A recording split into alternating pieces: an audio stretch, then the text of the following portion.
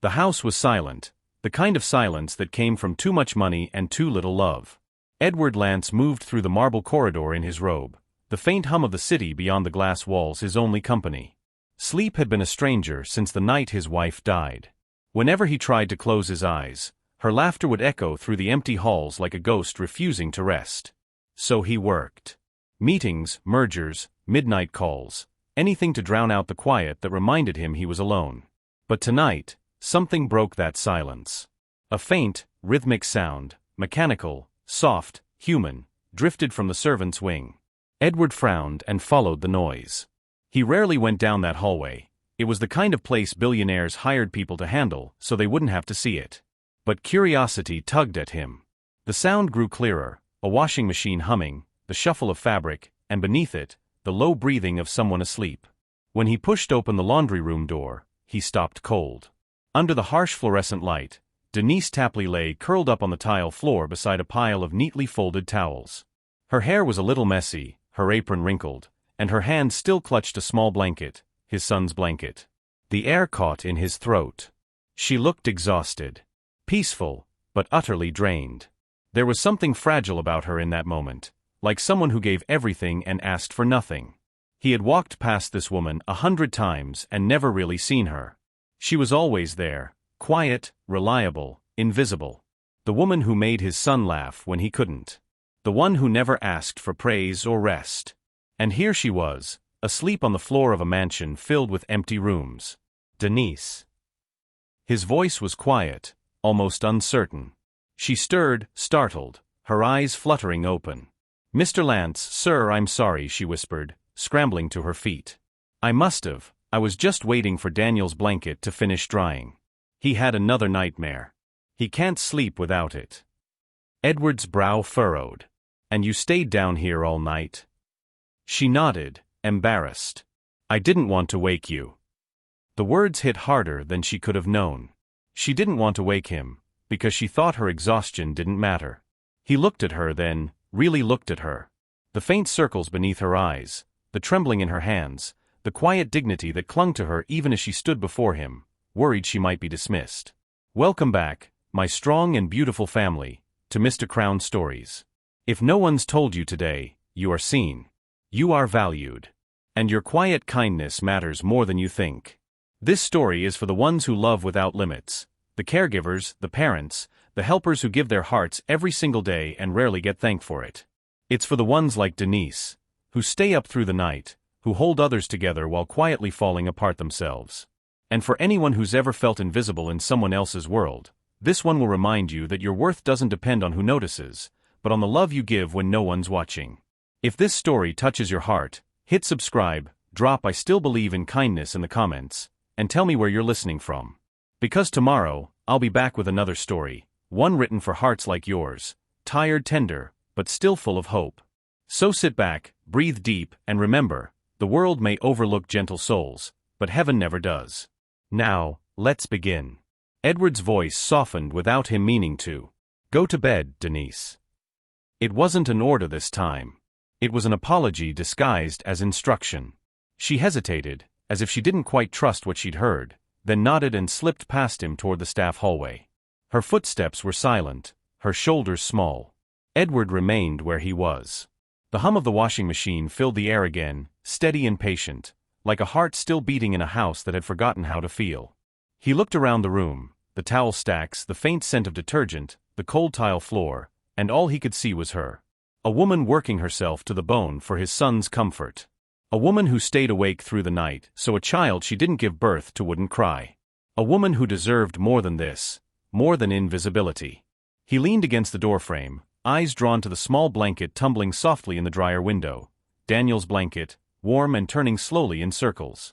When it stopped, Edward reached inside and pulled it free. It smelled faintly of lavender and detergent, care pure and simple. He stood there holding it for a long while, the fabric warm against his chest. Somewhere upstairs, Daniel stirred in his sleep, murmuring his nanny's name. Edward sighed, the sound heavy with years of guilt he didn't yet understand. For the first time in a long time, he didn't return to his office. He just stood there in the laundry room, feeling something he thought he'd buried with his wife, humility. And that night, As the city lights blinked against the dark glass of his home, Edward Lance's heart began to wake up. The morning sun filtered through the tall glass windows of the Lance mansion, turning the marble floors into pools of gold. For the first time in years, the house didn't feel quite so cold. There was laughter, soft, sweet, childlike, drifting through the dining hall. Edward paused at the doorway, coffee mug in hand, and watched. Daniel sat perched on one of the high chairs, his blanket wrapped around his shoulders like a superhero's cape. His cheeks were still pink from sleep, and a few crumbs of toast clung stubbornly to his chin. Across from him stood Denise Tapley, smiling faintly as she poured milk into his bowl of cereal, her movements patient and practiced. "Too much milk, Miss Denise." Daniel giggled. "Oh, sorry, Captain," she said, giving a mock salute. "Permission to drain the excess?" Daniel nodded seriously, the kind of authority only a 6-year-old could pull off. Edward found himself smiling, a rare, fleeting expression that startled even him. He hadn't seen Daniel this animated in months. The boy's laughter filled spaces Edward had thought permanently empty. For a brief, dangerous moment, he felt peace. But peace was fragile in the Lance house. Margaret entered the room like a gust of winter air. Her heels clicked against the polished floor, her tailored suit sharp enough to cut glass. "Well," she said coolly, surveying the scene, "isn't this cozy?" Denise straightened immediately, the warmth in her expression dimming. "Good morning, Ms. Lance," she said softly. Margaret gave a tight smile. "Morning. I see breakfast service has expanded to entertainment." Daniel looked up, puzzled. "Miss Denise makes breakfast fun," he said proudly, spooning cereal into his mouth. Margaret's smile faltered. She turned to her brother. "Edward, you're really letting her do this? She's the help, not a playmate." Edward's brow creased. "She's doing her job," he said quietly. "She's crossing lines," Margaret countered, folding her arms. "It's not her place to blur boundaries. You pay her to care for the boy, not to act like his mother." The words landed like shards of ice. Denise froze, her hand hovering over the table. Daniel frowned. "She's not my mom," he said, his small voice trembling, "but she helps me remember her." The room fell silent. Edward's grip on his coffee tightened, the heat seeping into his skin. Margaret looked taken aback, but Denise stepped back respectfully, her eyes downcast. "I'm sorry," she whispered. "I didn't mean to." Edward cut in softly, "You didn't do anything wrong." Margaret's eyes narrowed. "You always were too lenient with your staff." She turned on her heel, muttering something about appearances and reputation, before leaving the room in a sweep of perfume and disapproval. When the door closed, the air felt lighter again, but Denise still stood rigid, her cheeks flushed with embarrassment. "I'm sorry about that," Edward said after a long pause. She shook her head. "You don't have to apologize for her, sir. She's not wrong. I do blur the lines sometimes. It's just, Daniel doesn't respond to rules and routines. He responds to kindness." Her voice cracked slightly at the end, and that alone was enough to twist something in Edward's chest. "You're doing more for him than anyone has since," he stopped himself. "Since his wife." Denise gave a small nod and turned back to the boy, brushing a crumb from his cheek. "Eat up, Daniel. You'll need energy for your lessons." The boy grinned, completely unaware of the tension that had filled the room minutes earlier. Edward lingered for a moment longer, watching her smile as she tucked Daniel's blanket tighter around him. It wasn't a gesture of obligation, it was instinct. Affection. The kind of tenderness his home had forgotten. That evening, the mansion slipped back into its usual rhythm. The hum of the city faded behind heavy curtains, replaced by the ticking of Edward's clock and the whisper of papers being turned.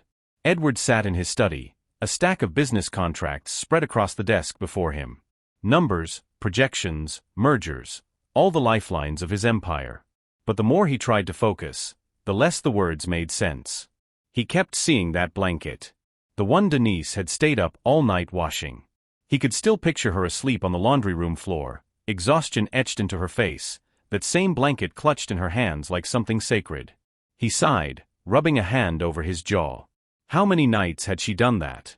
How many moments had he missed while hiding behind his grief and paperwork? A soft knock came at the door. "Come in," he said. Daniel peeked his head inside, his blanket draped over his shoulders again. Daddy, are you busy? Edward smiled faintly. Not too busy for you, champ. What's wrong? The boy padded over, his small feet barely making a sound on the rug. Can I tell you something? Of course. Daniel climbed onto the leather chair across from him, clutching the edge of his blanket. His voice was serious, his eyes big. Miss Denise didn't sleep in her bed last night. Edward stilled. She didn't. No, Daniel shook his head. She was in the laundry room. I woke up, 'cause I had a bad dream, and I went looking for her. She said she was waiting for my blanket to dry, 'cause I was crying for it. She stayed there the whole night. I saw her. The room felt suddenly smaller. Edward leaned back in his chair, his throat tight. And you didn't wake me? Daniel's gaze dropped. She told me not to. She said Daddy works really hard and needs to sleep. The boy's voice was so innocent, so pure, it nearly broke him. Edward swallowed hard, forcing a smile. She said that, huh? Daniel nodded. She takes care of you too, Daddy. You just don't know it. The child's words hit harder than any accusation ever could. Edward watched his son tug the blanket closer and murmur, "She's like Mommy. She always makes things feel better." Then he yawned, eyes heavy with sleep. Edward tucked him in, heart aching. "Good night, buddy." "Good night, Daddy." When the door clicked shut behind him, the silence returned, but it wasn't the same kind of silence. This one hurt. He turned toward the window, the reflection of the city lights trembling in the glass. Denise's face flashed in his mind again, the fatigue, the humility, the care she gave so freely. He'd spent years drowning himself in business, because it was predictable. Because feelings couldn't betray you if you buried them deep enough. But watching her, watching the way she gave everything she had without ever asking for recognition, made him realize how hollow that safety really was. He looked toward the hallway, toward the closed door that led to the servants' wing. The laundry room light was still faintly visible under the crack at the bottom of the door. How many nights had she sat there, alone in that room, while he was upstairs pretending his world hadn't fallen apart? Edward's hand trembled slightly as he reached for the photograph on his desk, his late wife, smiling, holding a baby Daniel in her arms. He traced the edges of the picture with his thumb, his heart heavy with regret. Her voice came back to him, clear as day, echoing in the quiet of his study, "Don't forget to love him for both of us." He closed his eyes. For so long, he'd thought love was something you gave when you were whole. But Denise had shown him the truth. Sometimes love is what keeps you from breaking. The mansion was silent again. But somewhere down the corridor, a washing machine hummed softly, steady, warm, alive. And for the first time in years, Edward Lance didn't feel alone. Days passed, but the image of Denise asleep in the laundry room never left Edward's mind. It haunted him quietly. The way her arm had stayed curled protectively around Daniel's blanket, the way her body had given out only when she knew his son was safe. Since that night, something in the rhythm of the house had shifted. The air wasn't as heavy. Daniel's laughter came more freely, and Edward found himself pausing in doorways more often just to listen. Every morning, he'd pass the kitchen before work and catch glimpses of her, sleeves rolled up, humming softly as she flipped pancakes or cut fruit into perfect bite-sized pieces for Daniel. 2 blueberries for eyes, 1 strawberry for the mouth, she would say, sliding the plate in front of the boy like it was art. And there we go. A happy pancake. Daniel's giggle filled the room, his spoon clinking against the plate. Sometimes, Edward would linger longer than he meant to. Watching her move through the kitchen was like watching sunlight find its way through dusty glass, gentle, steady, unassuming. And yet, beneath that calm grace, he began to notice small signs. The dark circles beneath her eyes, the way she rubbed her wrists when she thought no one was looking, the faint limp in her step after long days. One afternoon, Margaret found him in the study, going over reports. She didn't knock. Margaret never knocked. "Edward," she said crisply, "we need to talk." He sighed, not looking up from his papers. That's never a good start. Margaret crossed the room, her heels clicking in sharp, decisive taps. "It's about the nanny." That made him look up. "What about her?" Margaret's lips pressed into a thin line. "You've been unusually attentive to her." Edward's brow furrowed. "Attentive?" "She's a member of staff, Edward, not part of the family. People notice when boundaries blur." Attachments like this, she paused, lowering her voice, create gossip. Edward leaned back, arms crossed. Since when do I care what people whisper about in my own house? Since whispers reach the boardroom, she shot back. You have investors, partners, people who expect propriety. You can't afford to play savior to the help. The words hit him harder than they should have. He set his pen down slowly. Is that what you think I'm doing? Margaret hesitated. She's beneath your world, Edward. And she'll never understand it. For a long moment, the only sound in the room was the rain ticking against the window pane. Then Edward said quietly, she understands things money never could. His sister exhaled sharply, frustration tightening her features. You're letting sentiment cloud your judgment again. You always do when guilt's involved. Edward's jaw tensed. She wasn't entirely wrong. There was guilt, a mountain of it, pressing against his ribs every time he saw Daniel smile at someone else's care. But this wasn't about guilt anymore. It was something quieter, deeper. Still, he said nothing. When Margaret finally left, her perfume lingered, sharp, suffocating, artificial. Edward stared at the closed door, wondering if maybe she was right about one thing. He didn't know whether he was protecting Denise, or trying to atone for how long he'd ignore her worth. That evening, after dinner, Daniel wandered into the study holding his favorite toy car. His hair stuck up in uneven tufts from play, and his blanket trailed behind him like a loyal friend. Daddy. Edward smiled faintly. Shouldn't you be in bed, soldier?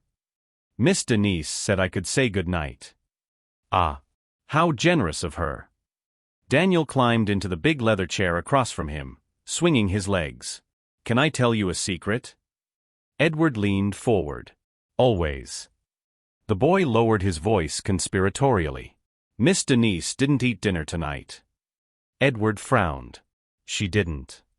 Daniel shook his head. She gave me her dessert, 'cause I said I wanted 2 scoops of ice cream. I told her I'd share, but she said she wasn't hungry. A pang of something sharp and cold went through Edward. Does she do that often? Daniel shrugged. Sometimes. She says grown-ups don't need dessert. But I think she just doesn't want me to feel bad for eating extra. Edward sat back slowly, the weight of the conversation settling deep in his chest. Go get ready for bed, buddy, he said gently. I'll tuck you in soon. When the boy left, Edward stared into the dim light of his desk lamp, the faint hum of the house wrapping around him. She skipped meals so his son could have seconds. Worked through the night so Daniel wouldn't wake up crying. And she did it all without ever asking for a thing in return. That kind of kindness wasn't performative. It was instinct. And the more he thought about it, the more it unsettled him, because it was the kind of love he hadn't seen since his wife. It was nearly midnight when Edward found her again. He'd been heading through the garden terrace on his way to lock up when he saw her through the glass doors, a slumped figure on the stone bench near the hydrangeas. Denise. He stepped outside, the cool night air brushing against his skin. The garden lights glowed softly, throwing pale gold halos across the wet grass. Denise didn't move. Her head rested against the stone pillar, eyes closed, her hands limp in her lap. For a terrifying second, he thought she'd fainted, or worse. He rushed forward. Denise. Her eyes fluttered open at the sound of his voice, unfocused and glassy. Oh, Mr. Lance. I must have dozed off. I'm so sorry.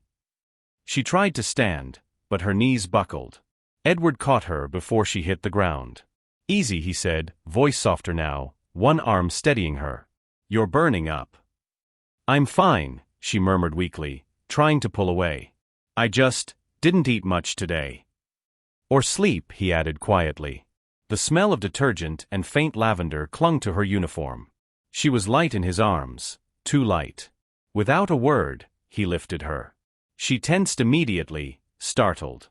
Sir, please, this isn't. Stop arguing, he said gently but firmly. You're about to pass out. He carried her through the garden doors, the sound of rain starting to patter against the glass behind them. Denise's head rested against his shoulder, her breathing shallow but steady. For the first time, Edward realized how small she was, how easily overlooked she must have felt in a mansion this vast. He took her to the sitting room and laid her gently on the couch, draping a throw blanket over her. She blinked up at him, still disoriented. "You should have told someone you weren't feeling well," he said quietly. "I didn't want to worry anyone," she replied. Daniel needed his lessons finished. He let out a low laugh, soft, almost bitter. "You're unbelievable." Her lips twitched faintly. "That's not the first time I've heard that." He knelt beside her, studying the faint pallor of her skin. "You can't keep giving like this, Denise. Not without taking care of yourself, too." Her eyes met his, and for a moment, something unspoken passed between them, a fragile thread of understanding that neither could name. She whispered, "It's easier to keep going than to stop and feel everything." The words hit him like a mirror. He knew exactly what she meant. For years, he'd buried his pain under work, meetings, and silence. She buried hers under service and selflessness. Two people running from grief in different directions, only to find themselves here, in the same stillness.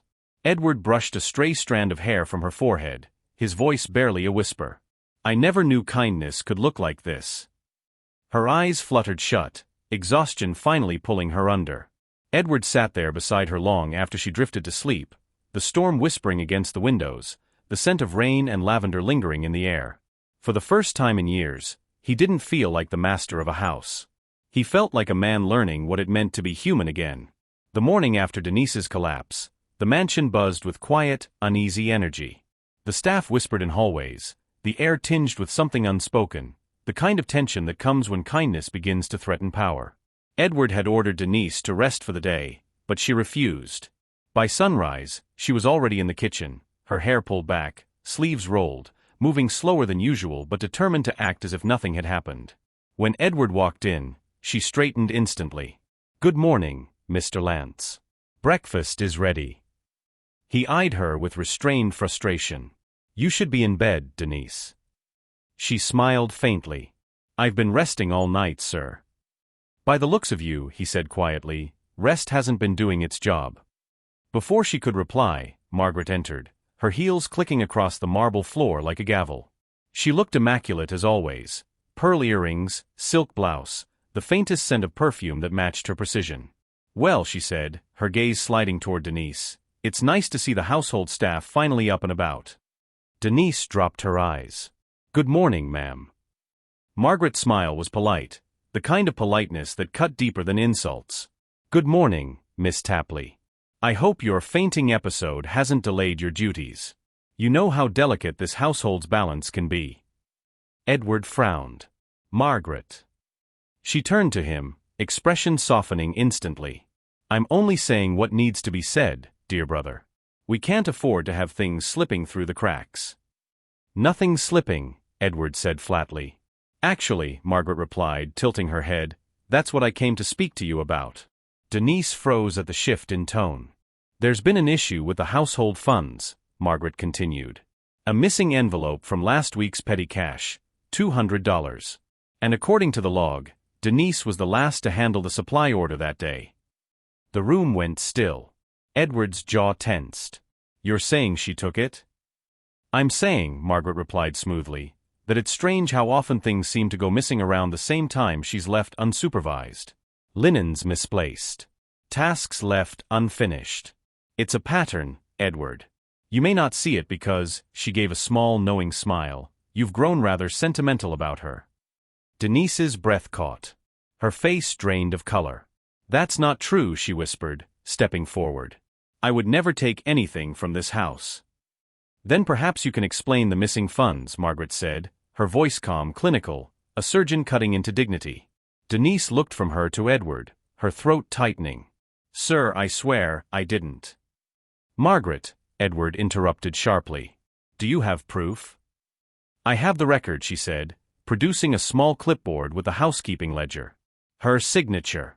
The day after the envelope went missing. Edward took the paper, scanning the neat handwriting. It was Denise's signature, for the linen delivery. But something in his gut didn't add up. He looked at her. Her hands trembled slightly at her sides, but her voice, when she spoke, was steady. "I remember that day.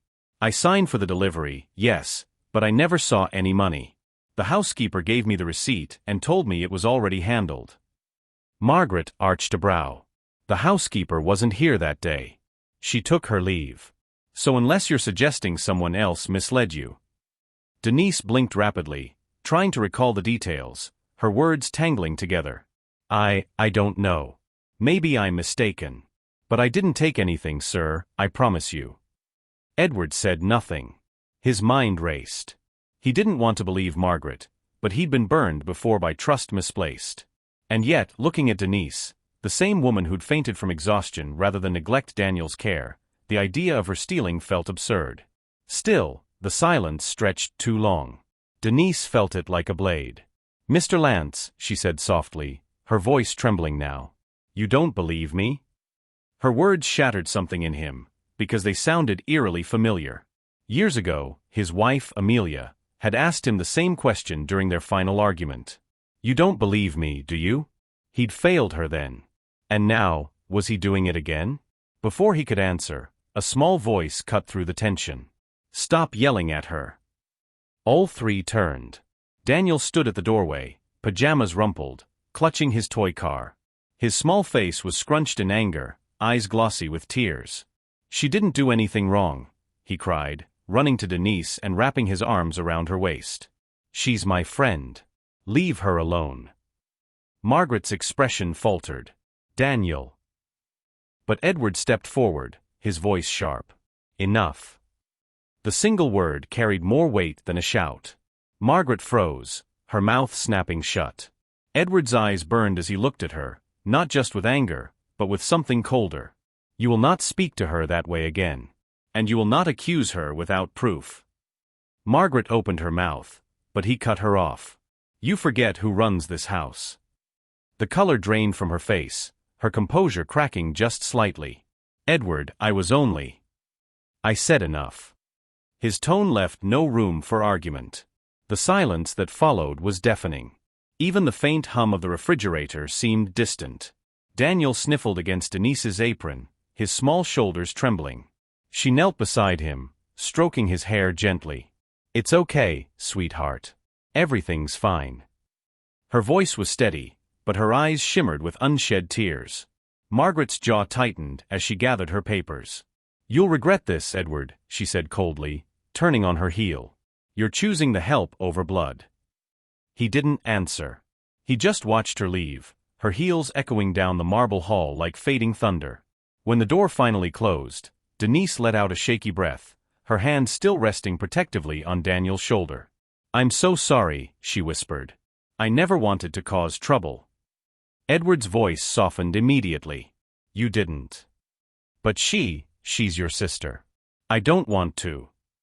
He shook his head. Margaret spent too long believing kindness is weakness. That ends now. Denise met his eyes then, uncertain, almost afraid of the emotion she saw there. Gratitude. Guilt. Something deeper. He stepped closer. You've done nothing wrong, Denise. Do you understand? Her lips trembled slightly, and for a moment, it looked as if she might cry. But instead, she nodded. Yes, sir. Daniel tugged at her hand. Can we go finish our puzzle, Miss Denise? Her voice steadied. Of course, sweetheart.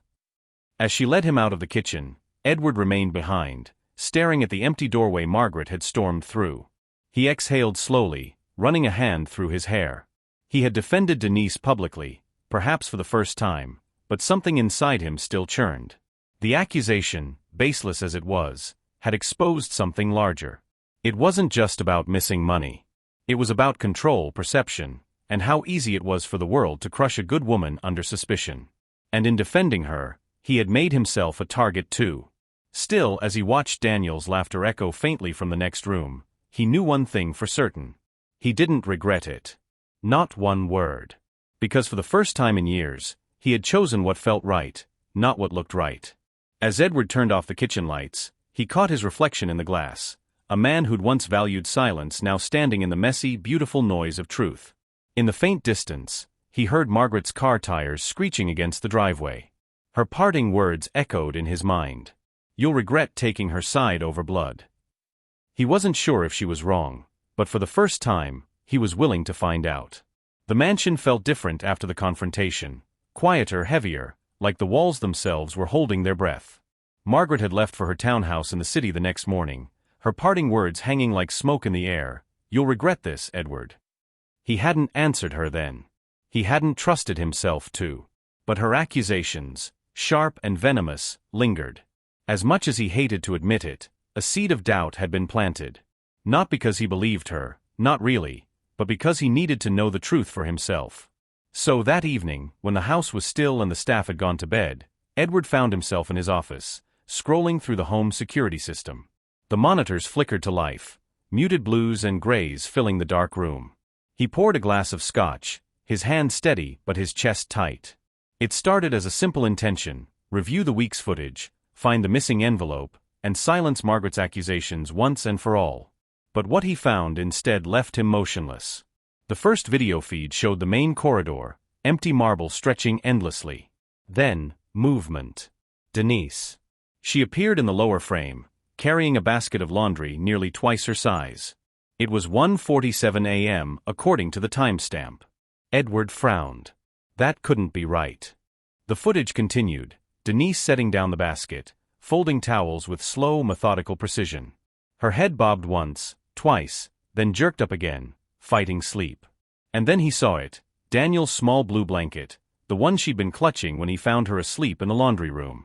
Edward leaned closer, the glow of the screen washing across his face. She hadn't been careless or lazy or irresponsible. She'd been working, long after everyone else had gone to bed. He fast-forwarded through the next clips, each more gutting than the last. Denise kneeling beside Daniel's bed, soothing him through a nightmare, whispering softly until he fell asleep. Denise patching a tear in his school uniform while the boy's stuffed bear sat propped beside her, like she was sewing for two. Denise carrying a tray of soup up to Edward's office, pausing outside the door before turning back down the hall, as if she didn't dare disturb him. And then one that made his throat close completely. Denise standing in the doorway to Daniel's room, hands clasped, whispering a prayer before turning off the light. Please God, let him dream of his mother tonight. Edward froze. Her lips moved silently, but the words were clear enough on camera. He sat back, his scotch forgotten. The woman he'd barely noticed, the one he'd treated as invisible, had been quietly raising his son. While he buried himself in work and grief, she'd been there every night, every tear, every nightmare. He clicked through more footage, anger and shame building in tandem. Then came the footage that twisted his stomach into knots.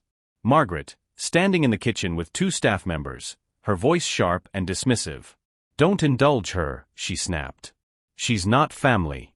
She's lucky to be here at all. Another clip, Margaret scolding Denise for hovering too close to Daniel at breakfast, while the boy clung stubbornly to the nanny's hand.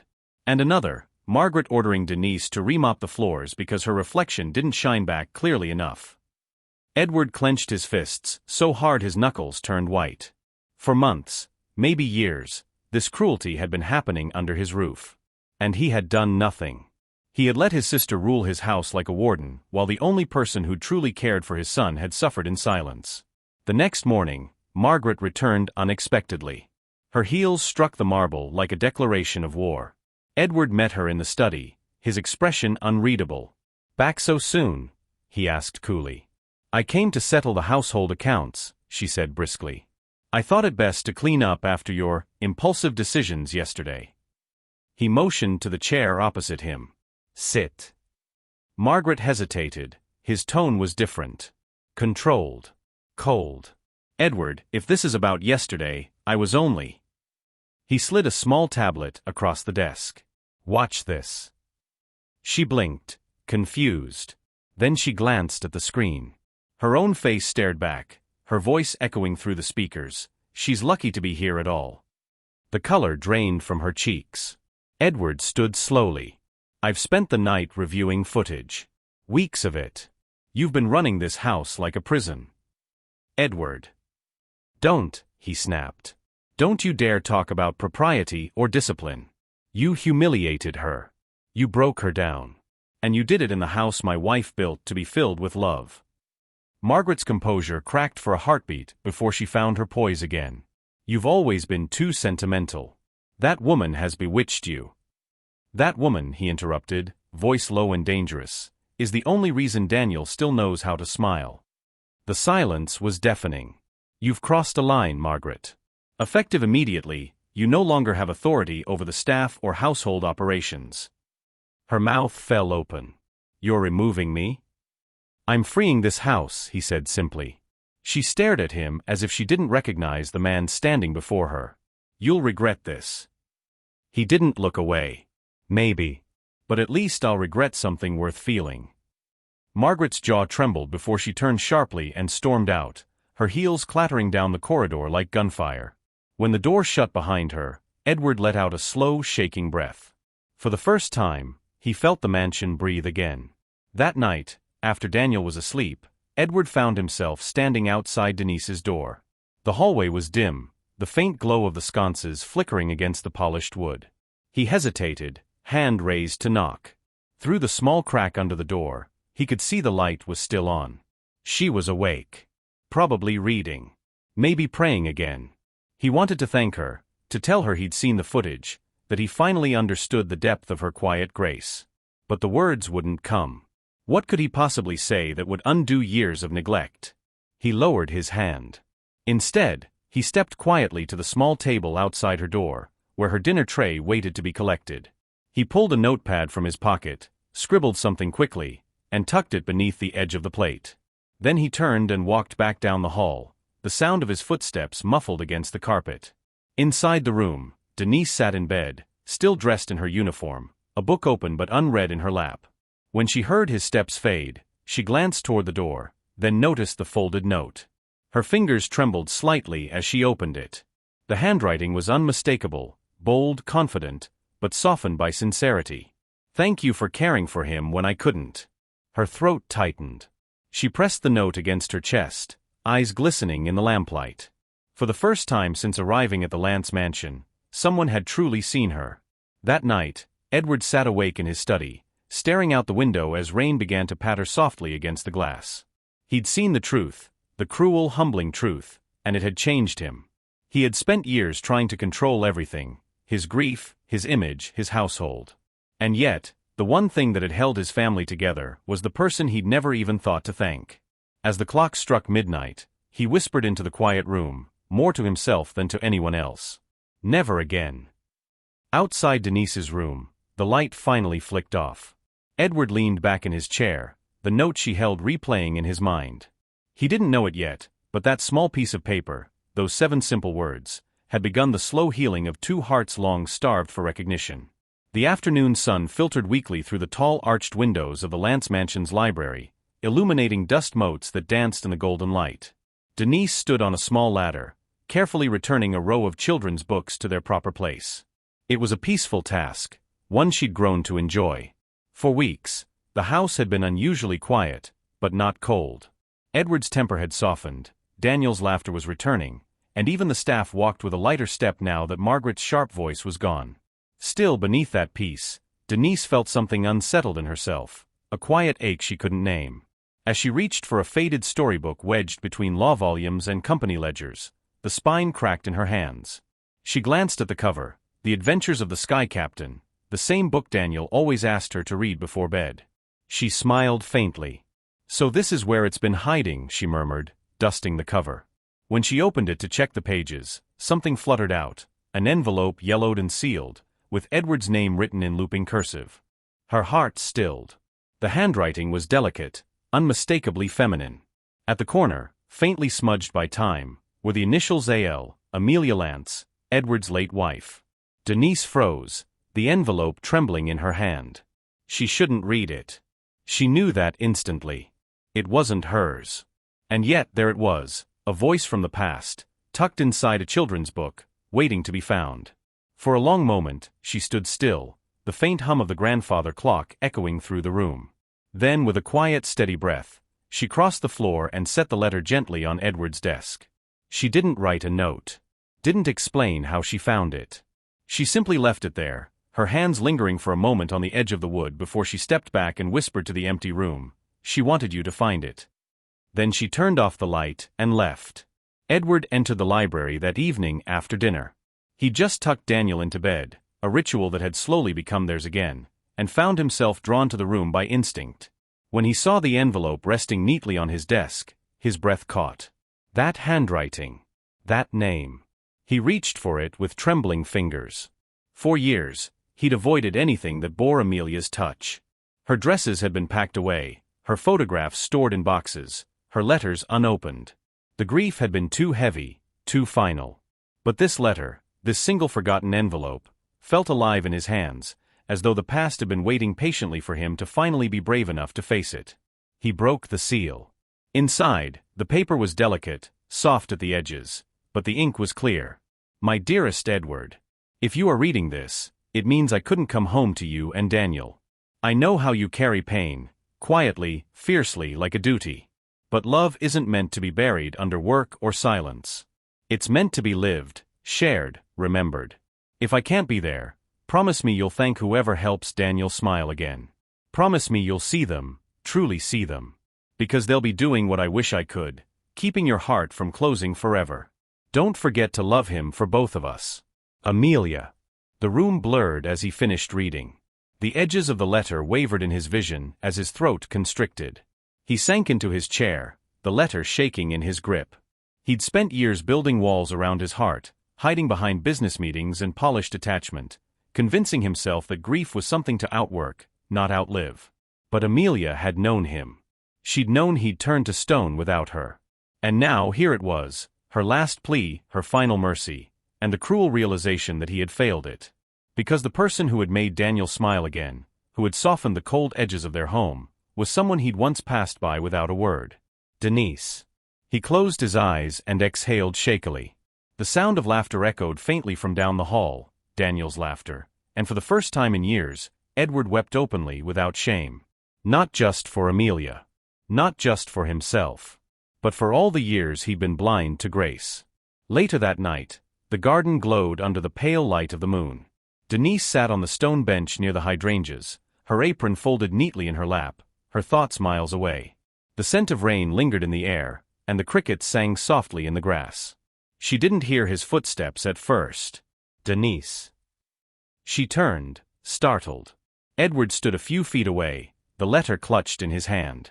His expression was unreadable, somewhere between heartbreak and awe. I found it, he said quietly. The letter you left on my desk. She rose quickly, her hands fidgeting. I didn't mean to pry. I was cleaning the shelves and it just. I know. He stepped closer. You did the right thing. His voice softened. She wrote this before she died. I never opened it. I couldn't. Denise's eyes flicked to the paper trembling in his grasp. Was it important? Edward nodded slowly. She said to thank whoever helped Daniel smile again. His voice cracked slightly on the last words. And I think she meant you. Denise froze. Me. He gave a broken laugh, the kind that comes from somewhere deeper than the chest. You've done what I couldn't. You brought light back into this house. Into him. Into me. She looked down, flustered. I only did what anyone would, sir. No, he said gently. Not anyone. You. Silence settled between them, not awkward but fragile, like something sacred had been spoken and now needed air to breathe. After a moment, Denise's gaze dropped to the ground. I think I should leave for a while, she said softly. Edward's stomach dropped. Leave. She nodded. I've stayed longer than I should have. You and Daniel need time together, without me hovering around. Besides, the city hospital called. My mother's condition is worsening. He took a small step forward. We can arrange care for her here. I'll cover the expenses. No, she smiled faintly, her eyes glistening. You've already done enough. More than you know. He swallowed hard, the words catching in his throat. Please don't go. She looked up at him then, really looked, and for the first time saw not the billionaire or the boss, but a man stripped of pride, pleading not out of power but from the rawness of gratitude. Her resolve trembled. Just until Daniel sleeps without nightmares, she whispered finally. Edward exhaled, a small broken sound that was half relief, half sorrow. Then I'll take every peaceful night as a gift, he murmured. Denise gave him a quiet, reassuring smile, then turned back toward the house. At the doorway she paused, one hand resting against the frame. She must have loved you very much, she said softly. Edward's gaze dropped to the letter in his hand. I didn't deserve her, he replied. But maybe, this time I can honor her. Denise nodded once and disappeared inside, leaving him alone in the garden. Edward stayed there long after she'd gone, the letter fluttering in the night breeze. For the first time, he didn't see the mansion as a monument to loss. He saw it as Amelia must have, a place where laughter once lived, and where perhaps it could live again. He glanced toward the upstairs window. The light in Daniel's room was still on. He imagined Denise sitting at the bedside, reading softly, her voice carrying the same patience and warmth that had once belonged to his wife. And for the first time in years, Edward Lance didn't feel haunted. He felt human. Before heading back inside, he looked up at the glowing window one last time. In the faint reflection of the glass, he thought he saw Amelia's smile, gentle, approving, fleeting as the wind. Inside, Denise whispered as she tucked Daniel in, "No more bad dreams tonight, sweetheart." And for the first time in a long time, the house truly rested. The rain began like a whisper, soft against the glass, a rhythmic tapping that echoed through the empty corridors of the Lance mansion. But by nightfall, the whisper turned to fury. Wind howled across the courtyard, bending trees and rattling shutters. Thunder rolled above the hills, and the lights flickered once, twice, before the backup generator hummed to life. Edward stood by his study window, watching the storm tear through the garden. He couldn't focus on the reports spread across his desk. Words blurred into meaningless lines. His thoughts kept circling back to one image, Denise's face in the moonlight, the way her voice had trembled when she told him she would stay only until Daniel stopped having nightmares. It had been 3 nights since she found Amelia's letter, 3 nights of quiet shifts in the air. Denise carried herself with calm professionalism, but he could sense the growing distance. Polite smiles, shorter conversations, the way she avoided meeting his eyes for too long. And yet, Daniel seemed happier than ever. The boys' laughter filled the halls again. He drew pictures of planes and people, always including 3 figures now, himself, his father, and Denise. Edward knew he should feel content. Instead, he felt something else entirely, a slow ache in his chest that felt dangerously close to longing. A sudden clap of thunder shook the windows. From upstairs came a sharp, terrified cry. "Mommy!" Edward froze. "Daniel!" He rushed from the study, heart pounding. Halfway up the grand staircase, he saw a light flicker in the hallway, then a figure hurrying toward Daniel's room, barefoot and still in her night clothes. Denise. "Shoo, it's okay, sweetheart," she whispered, gathering Daniel into her arms. The boy's small body trembled, his cheeks wet with tears. "It's just thunder, see? The sky's just talking." He clung to her, sobbing. "Mommy's gone. The plane took her." Denise's throat tightened.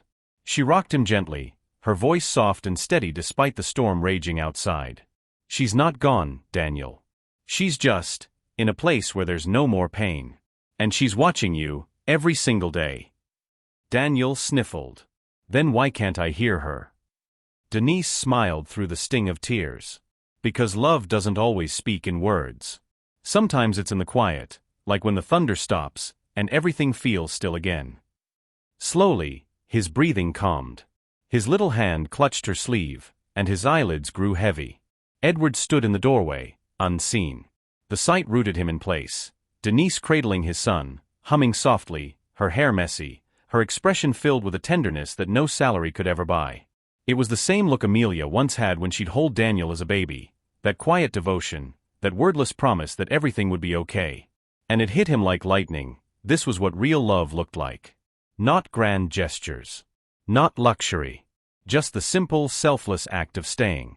When Daniel finally drifted into sleep, Denise carefully tucked his blanket under his chin, kissed his forehead, and rose quietly. Edward stepped back as she closed the door, pretending he hadn't been standing there the whole time. But she noticed him anyway. Her voice was low, tired. "He's fine now. Just a bad dream." Edward nodded. "I heard him call out.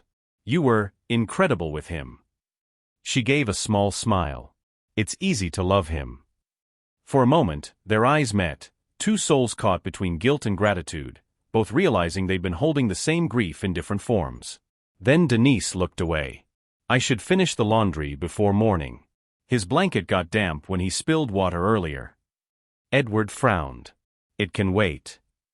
But she shook her head, that quiet stubbornness he was beginning to admire. He'll want it warm when he wakes up. Before he could reply, she slipped down the hall, the soft rhythm of her footsteps swallowed by the thunder. In the laundry room, the hum of machines competed with the sound of rain hammering against the roof. Denise folded towels with mechanical precision, exhaustion pulling at her eyelids. The dryer buzzed, and she pulled out Daniel's small blue blanket, soft, faded, still smelling faintly of detergent and childhood. She pressed it to her chest, letting the warmth seep into her cold fingers. Just a few more minutes, she thought. Then she'd rest. She leaned against the humming dryer, her head nodding once, twice, and then she was asleep. Edward found her an hour later. He hadn't meant to look for her, not consciously. But as he passed the darkened hallways, the storm still raging outside, he caught the faint light under the laundry room door. Something inside him compelled him forward. When he opened the door, the air hit him, warm, faintly perfumed with soap and lavender. And there she was. Denise. Curled up on the tile floor beside the dryer, her head resting against a folded towel, Daniel's blanket still clutched in her hands. Her breathing was soft, her hair falling loosely across her face. Edward's chest constricted. The scene mirrored the night that had changed everything, the night he'd first truly seen her. The same quiet devotion, the same exhaustion, the same heartbreaking humility. But this time, he didn't just stand there. He knelt beside her. For a moment, he said nothing, just watched the rise and fall of her chest, the faint tremor in her fingers. Then softly, as if afraid to wake her, he whispered, "I don't deserve what you've given us." Her lashes fluttered, and she stirred. "Mr. Lance." Her voice was groggy, confused. She sat up quickly, brushing her hair back. "Oh, I must have fallen asleep again. I'm so sorry." He stopped her with a shake of his head. "Don't apologize. You've done enough. More than enough." She frowned slightly, uncertain. "Is something wrong?" He hesitated, then took a slow breath. "There's something I need to tell you." Her gaze searched his face, and for once, she didn't see the distant businessman. She saw the man beneath the armor, tired, remorseful, human. He held up the letter, now folded neatly in his palm. "Amelia wrote this before she died. I never read it. Not until you found it." Denise's eyes widened slightly. "What did it say?" He swallowed. "She asked me to thank whoever helped Daniel smile again." His voice broke. "That person was you." Denise's lips parted, but no sound came. Edward's throat tightened as he continued. "I thought I was honoring her memory by keeping everything exactly the same, the routines, the silence, the distance. But all I was doing was building a tomb around the living. Around Daniel. Around myself." He looked at her, eyes wet but steady. "You tore down those walls. Without you, this house would have stayed dead." She shook her head, overwhelmed. "You give me too much credit, sir. I just—" "No," he leaned closer, his voice quiet but certain. "You gave us back our hearts." The silence stretched, thick and tender. Outside, the storm softened to a steady drizzle, as if even the heavens were finally exhaling. Denise blinked rapidly, tears spilling down her cheeks. "I only ever wanted him to feel safe," she whispered. "And he does," Edward said. "Because of you." For a long moment, they sat in that fragile peace, two souls, bound by loss yet finding light in each other's company. Finally, he rose and offered her a hand. "Come on. You shouldn't be sleeping on the floor." She hesitated, then took it.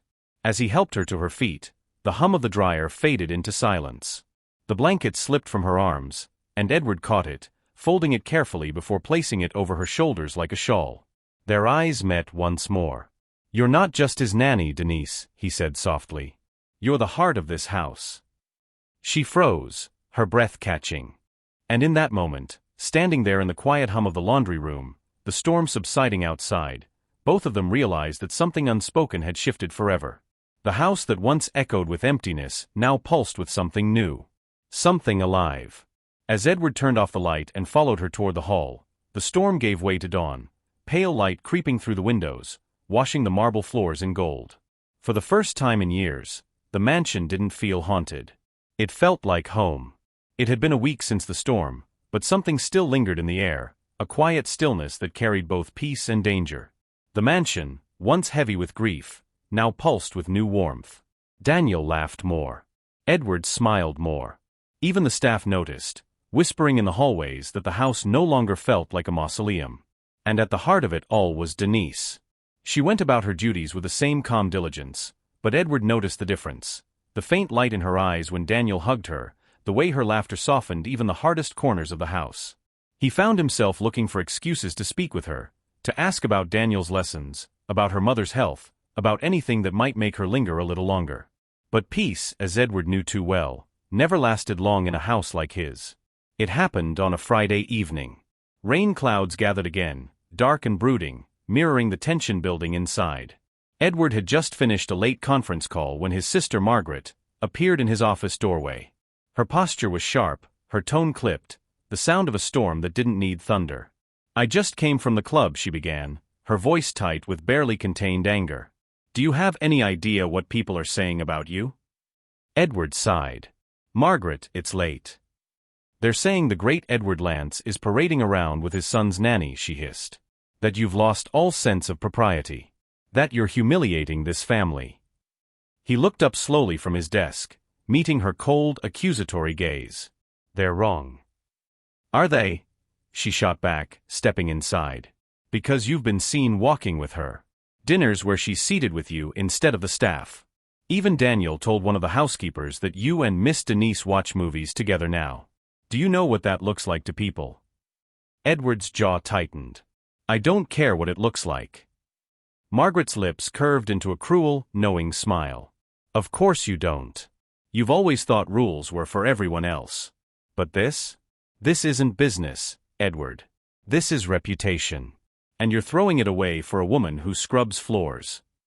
He stood abruptly, the chair legs scraping against the marble. "That woman," he said evenly, "held my son together when I couldn't even get out of bed. She's done more for this family than you ever have." Her eyes widened, shock, then fury. "You're blinded by guilt and loneliness," she spat. "She's manipulating you. You'll regret defending her over blood." Edward's voice dropped, low and final. "Get out, Margaret." For a moment, neither moved. The only sound was the faint patter of rain beginning against the windows. Then Margaret's face hardened, her expression as cold as the night outside. "So be it," she said, turning toward the door. "But when the tabloids get wind of this, don't say I didn't warn you." She left with the slam of a door that echoed like thunder through the house. Denise heard every word. She had come to deliver Daniel's drawings for Edward's review but froze outside the study when Margaret's voice rose. The accusations, the venom, the word Nanny said like a stain, each syllable landed heavy in her chest. By the time she returned to her quarters, her hands trembled so badly she could barely fold the boy's clothes. She had known this day might come. The whispers had started weeks ago, subtle glances from staff, quiet pauses when she entered the room. She'd ignored them because Daniel needed her. Because Edward had treated her with kindness, not pity. But now she saw how fragile it all was. She couldn't let his reputation, or Daniel's peace, be tainted by her presence. So she made a decision. By the time the storm broke, she had already packed her small suitcase. The rain came down in heavy sheets, blurring the glow of the streetlights outside the gate. Denise slipped quietly through the servants' entrance, her coat drawn tight around her, her shoes soaking through in seconds. The pavement gleamed with water, reflecting the mansion behind her, a fortress of light she was finally leaving behind. She didn't look back. Edward found her note 20 minutes later. It sat neatly on the edge of his desk, her handwriting careful and steady despite what it said. "Mr. Lance, please don't worry. This is for the best. Thank you for trusting me with Daniel. He's stronger now. You both are. Tell him I'll miss his stories about the moon and his mother's lullabies. Denise." The room seemed to tilt around him. He ran through the hallways, calling her name. No answer. Daniel had fallen asleep upstairs, clutching the little stuffed bear Denise had mended weeks ago. Edward didn't stop to look. He grabbed his coat, his car keys, and bolted into the storm. He spotted her just past the gates, a lone figure walking down the narrow road, her small suitcase dragging through puddles. The headlights caught her for a moment, illuminating her soaked hair, the hunched curve of her shoulders. "Denise." She didn't turn. The car screeched to a halt beside her, tires hissing against wet asphalt. Edward threw the door open and stepped into the rain. It hit him like ice, but he didn't care. "Denise!" he shouted again over the roar of the downpour. She turned this time, startled, her face pale beneath the streetlight. "Mr. Lance? What are you? Don't you dare walk away." His voice cracked, raw and desperate. "You held my son together when I couldn't even hold myself." Her eyes filled with tears, rain streaming down her cheeks like glass. "I can't stay," she said softly. "They'll ruin you. Your sister." "I don't care what she says." He took a step closer. "I care about truth. And the truth is, I owe you everything." She shook her head, her voice breaking. "I'm just the nanny." He was inches from her now, rain soaking through his coat, his breath uneven. "No. You're the reason my son laughs again. You're the reason this house isn't dead." For a long moment, neither spoke. The storm swallowed the silence between them, wind, thunder, the rhythm of their hearts keeping pace with the rain. Finally, Edward reached into his pocket and pulled out a small black umbrella. He opened it, holding it over her head. The rain softened above them, but neither moved closer. Water dripped from his hair, running down his jaw as he looked at her, not as an employer, not as a billionaire, but as a man who finally understood what gratitude felt like. She looked up at him, eyes shimmering with something fragile and terrified, not fear of him, but of what she was starting to feel too. The rain pooled around their feet. A car passed in the distance, its headlights cutting through the darkness like a fleeting witness. "Please," he said softly, "don't go." Her lips trembled. "I don't belong in your world." He stepped closer, lowering his voice. "Then maybe it's time I stopped living in a world where kindness doesn't belong." Denise looked away, her breath catching.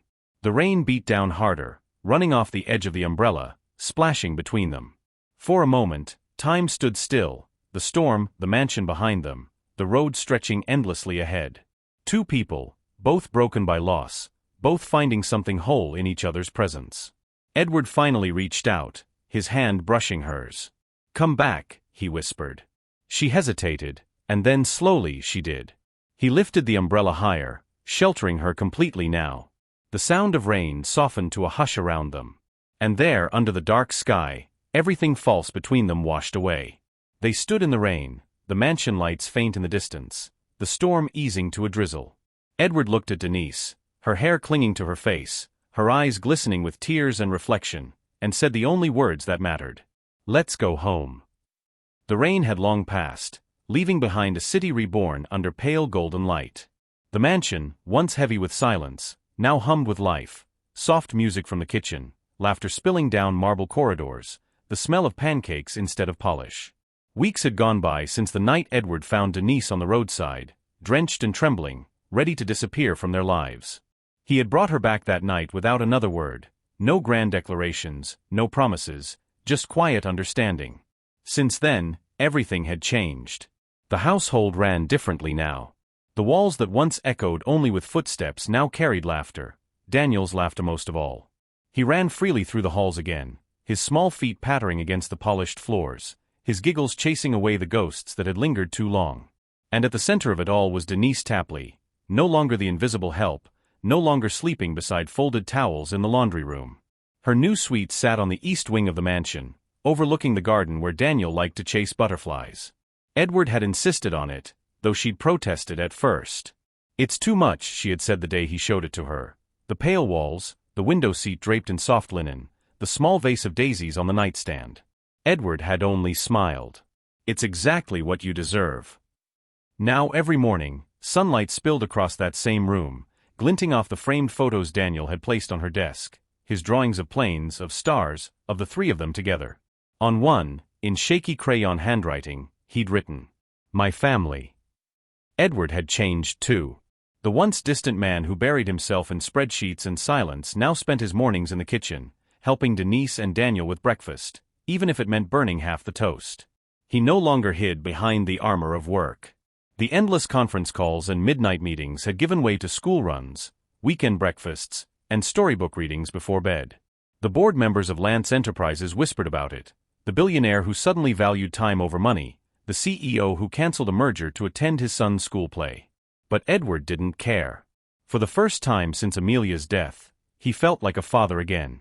And when he watched Daniel run into Denise's arms after every scraped knee and nightmare, he felt something even rarer: peace. One crisp autumn morning, Edward called Denise into his study. The room no longer felt cold and sterile. The curtains were open, the desk cluttered not with contracts but with papers, sketches, and a small framed photo of Daniel and his mother. Denise stood hesitantly by the door. "You wanted to see me, sir?" He smiled faintly. "Edward," he corrected gently. "I wanted to talk to you about something." She shifted nervously. "Is everything all right?" "More than all right," he said, rising from behind the desk. He handed her a file. "I've started something new. A foundation, in Amelia's name, and your mother's." Denise blinked, confused. "My mother's?" He nodded. "You told me about her. About how she worked herself to exhaustion to raise you. About how you've been sending her money every month for her treatments. She reminds me of you." Denise's eyes glistened. "You didn't have to." "I wanted to," he interrupted softly. "It's called the Lance Tapley Foundation. It'll fund care programs for single parents and caregivers. People like you, the ones who give everything and ask for nothing." Tears welled in her eyes, spilling down her cheeks before she could stop them. I don't know what to say." "Just say you'll help me run it," he said, smiling. She let out a shaky laugh, brushing at her tears. "You're serious?" "Completely." He leaned back against his desk. "I've built companies that changed industries, Denise. But this," his voice softened, "this is the first thing that feels like it matters." That evening, the house gathered in the garden for dinner, a rare event that Daniel had insisted on. He had helped set the table himself, clumsily folding napkins and placing small candles in jars along the patio. As twilight melted into dusk, the garden glowed, fireflies flickering between the hedges, the air thick with the scent of jasmine. Denise laughed as Daniel tried to balance a glass of lemonade on his tiny palm. "Careful, sweetheart," she said, steadying it. "You'll spill." "I won't," he declared proudly, though a moment later, a few drops trickled onto the tablecloth. Edward chuckled from his seat beside them. "He gets that confidence from me." Denise raised an eyebrow. "The clumsiness, too." He grinned, a real grin, warm and unguarded. "Maybe that, too." For a while, they just sat there, talking and laughing as though time itself had slowed to listen. The night was soft, and the sky above stretched wide and clear, filled with stars.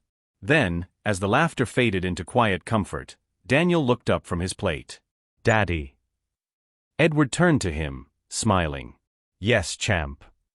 The boy hesitated, glancing toward Denise before asking, "Can Miss Denise stay forever?"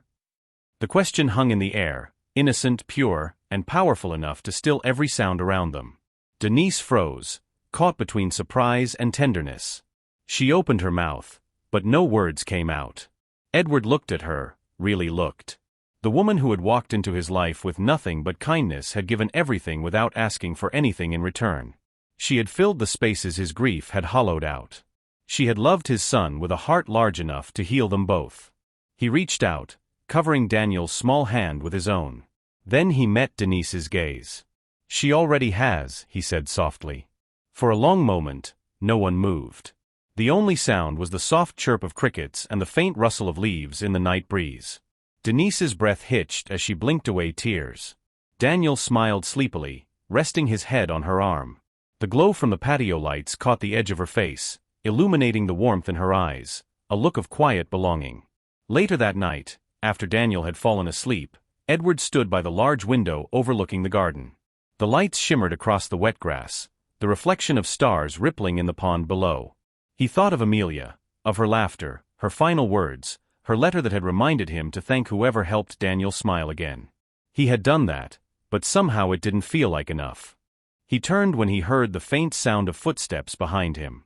Denise stood there, a blanket draped over her shoulders, her expression gentle. "You should sleep," she said softly. "I could say the same to you." She smiled faintly. "Old habits." They stood in silence for a while, the air between them easy and full. "Do you ever think she's still here?" he asked finally. Denise followed his gaze to the stars. I think she never left, she whispered. She just wanted you to remember how to live again. He nodded slowly. And you helped me do that. She looked up at him, eyes glimmering. We helped each other. He smiled. It wasn't the smile of a billionaire or a widower, it was simply a man who had finally come home. As dawn began to break, light filtered through the windows, spilling across the floor. In the stillness of the morning, laughter drifted faintly from upstairs, Daniel's laughter, free and full of joy. Edward looked toward the sound, his heart swelling with something unfamiliar yet profoundly right. He turned to Denise, who was already smiling, and whispered, "Thank you." "For what?" she asked. "For giving this house back its heartbeat." The house was no longer silent. It had found its heartbeat again. And that, my beautiful family, is how love found its way through silence, loss, and a mansion that had forgotten how to feel. Denise thought she was just doing her job, folding blankets, drying tears, holding a child who missed his mother. But life had other plans. It sent her to a man who'd built walls of glass and gold around his heart, and showed him that sometimes the greatest treasures don't shine. They serve, they love, they stay. To everyone listening right now, if you've ever felt unseen, unheard, or taken for granted, remember this. Your worth isn't measured by recognition, but by the love you give when no one's looking. The right hearts will see you. Maybe not today, maybe not tomorrow, but they will. If this story touched your heart, don't forget to click subscribe, type, "I still believe in kindness" in the comments, and tell me where you're listening from. Because somewhere out there, your Denise moment is waiting, that quiet miracle that reminds someone, and maybe even you, that love is still alive in this world. Until next time, this is Mr. Crown Stories, reminding you, you are enough. You are loved. And sometimes, the smallest act of care can awaken the coldest heart.